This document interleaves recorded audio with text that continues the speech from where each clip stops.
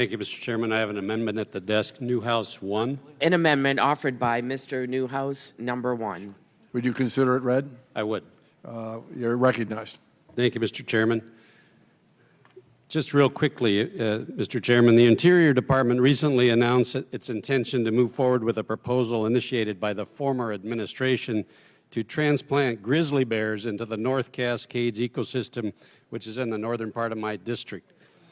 Bringing grizzlies to the North Cascades certainly would have grave impacts on my constituents. The introduction, or I should say transplantation, of these apex predators will negatively impact ranchers, recreationists, certainly rural economies in central and eastern Washington.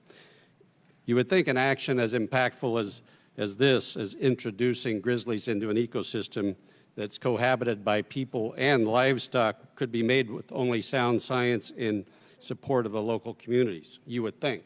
Unfortunately, this proposal has not had either. The last confirmed sighting of grizzlies in this area was in 1996.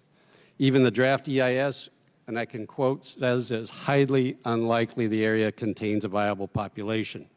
Further, this tramples state law which prohibits the introduction or transplantation of grizzlies.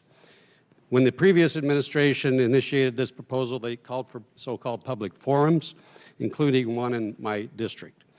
Feedback I received was that these were nothing short of disturbing. They were billed as public forums, but where residents could voice their opinions, and yet many were not allowed to do so and were treated in an unacceptable manner.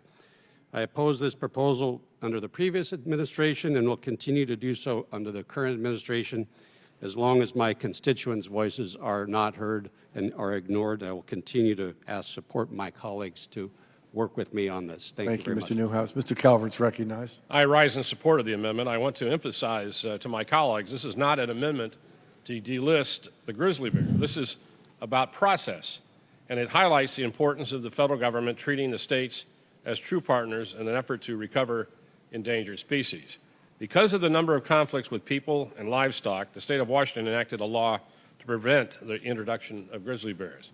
But the federal government chose to do it anyway, failed to give the people a fair chance to be heard, as Mr. Newhouse pointed out.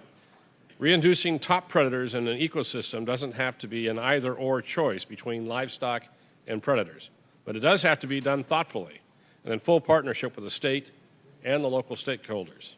Therefore, I urge a yes on this amendment in order to send this back to the department to the drawing board, and I yield back.